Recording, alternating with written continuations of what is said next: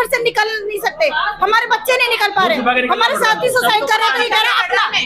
मतलब हमने इतना बड़ा गुनाह किया, 8 साल इनके लिए दिन रात मेहनत आगे से काम किया, अभी कुछ कार्रवाई नहीं हो रही, कुछ कार्रवाई नहीं। यहाँ पर पुलिस वाले आए हैं, ये कहाँ से आप आए, वहाँ जाके केस करो, यहाँ क्यों आए? अरे जब बाप का घर ये तो यही आएंगे ना, पैसा जिसको दिया यही लड़ेंगे ना आगे। मालिक है नहीं, या मालिक के घर जाए, उत्तराखंड क्यों देगी पैसा? पैसा तुमने राठी के यहाँ दिल्ली वाले अकाउंट में जमा किया है, सोसाइटी के अकाउंट में दिया है, तो हम क्यों देंगे? मैं इस सोसाइटी का कोऑपरेटिव सोसाइटी में क्लस्टर हेड था और मैं 12 राज्यों में कार्यरत था और इस सोसाइटी में 8 साल से मैं काम कर रहा था। और इन्होंने उड़ीसा में मैंने ब्रांच ली, उड़ीसा में मेरी टीम थी और टीम के साथ इन्होंने लोन के नाम पर लाखों रुपए के फाइल चार्ज इनके अकाउंट में जमा कराया। अकाउंट में जमा कराने के बाद इन्होंने लोन वहाँ के रिजेक्ट कर दिए और करोड़ों रुपया वहाँ से ले लिया और उसके बाद मेरे को बोला कि ये इसके डायरेक्टर हैं, आप जा करके वहाँ मिलो। और मैं इनके कारण वहाँ 10 महीने जेल में रह के आया।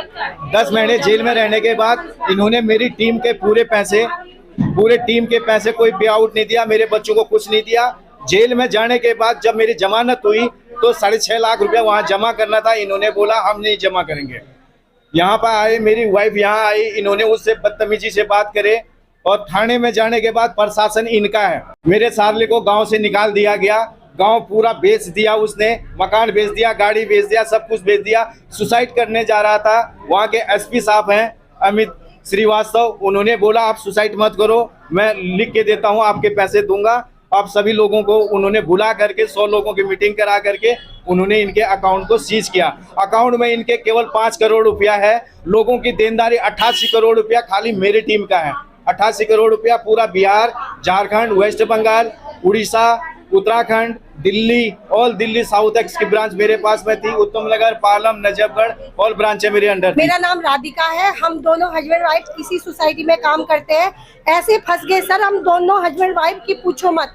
हमारे घर में रोज लोग आ रहे हैं, हमारे बच्चों को धमकियां देते हैं, कह रहे तुम अपने आप को मारो, काटो, अपना घर बेचो, हमारा पैसे दो। सर मेरे साथ लेडी जी काम करती है सर, हम इसमें आरडीआर, बचत पत्र ये करते थे सर। और तब तो राठी सर यूँ बोलते थे कि गर्दन नहीं झुकने दूंगा, नजर नहीं हिलने दूंगा, आँख नहीं। आज हमारी गर्दन नहीं उड़ रही तो अब वो सर हमें देने के लिए मना कर रहे, कह रहे मैं नहीं देता, कहाँ से दूं। और जब हम फोन भी बात कराते तो कहते कौन है, मैं नहीं जानता, तुम जानो, तुम्हारा काम ब्रांच वालों से तुम्हारे सर। मेरे पति इतने सीरियस रहते हैं, इतने सीरियस रहते हैं, उनका कुछ पता नहीं है कब उन्हें क्या हो जाए। मैं इतनी परेशान हूँ सर, मेरी 2 छोटी छोटी बेटियां हैं, इतने परेशान है कि हद से ज्यादा। सर ये पांचरी एक लेडी जी है जिसका सर पति का भी सहारा नहीं है, इन्होंने भी सर अपनी सारी जिंदगी पूंजी कमाई वहीं लगा रखी है। मेरा नाम अनिल रावत है और मैं यहाँ पे पूर्व में डायरेक्टर रहा हूँ Janshakti multi state multipurpose cooperative society. यहाँ पे जो हमारा उत्तराखंड का मतलब 12 राज्यों में काम करती थी सोसाइटी, उसका पैसा फंसा हुआ है।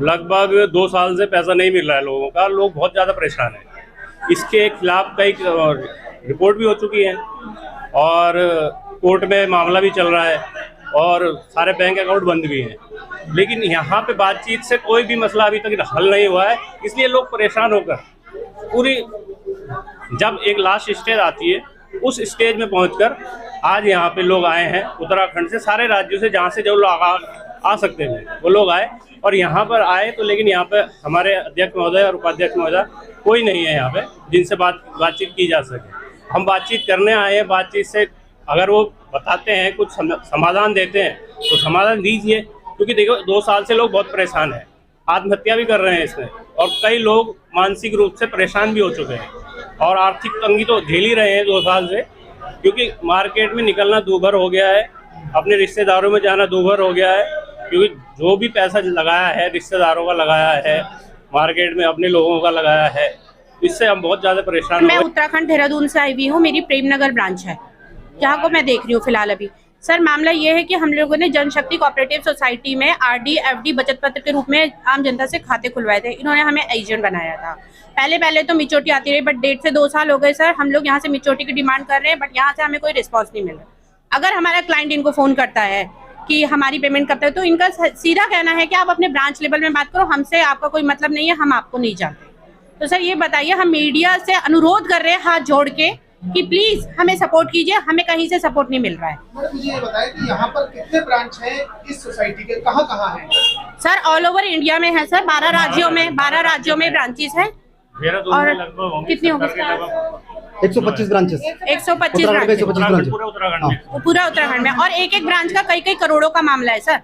तो सभी ब्रांचों को बंद कर दिया गया है या सिर्फ इसमें? सर कुछ ब्रांचेस ऐसी हैं, खुली हुई है। 1-2 ब्रांचेस ऐसी हैं जो अभी काम कर रहे हैं क्योंकि उनकी मजबूरी है इस समय।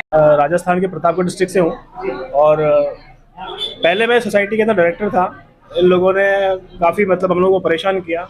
उसके बाद मुझे काम छोड़ना पड़ा क्योंकि मेरे जो भी ऑल ओवर इंडिया लेवल पे जितने भी मेरे सदस्य थे उनका भुगतान नहीं हो रहा था। इसलिए हम पे बहुत प्रेशर था। सदस्यों को लगता था कि हम लोग मिले हुए हैं और हमारी स्थिति स्पष्ट थी। हमने जो भी पैसा ब्रांचों में आया वो इनके अकाउंट में जमा किया, इनके बैंक अकाउंट में जमा किया है। हमारे पास कुछ भी नहीं है। तो उसके अभी बाद क्या मांगे हैं आपकी? अभी हम लोगों की मांग है कि सभी लोगों को जो भी इनके मैच्योरिटीज पेंडिंग है वो करंटली मिलनी चाहिए। ये हम लोगों की मतलब मांग है। इसीलिए हम दूर से इतने लोग आए हैं।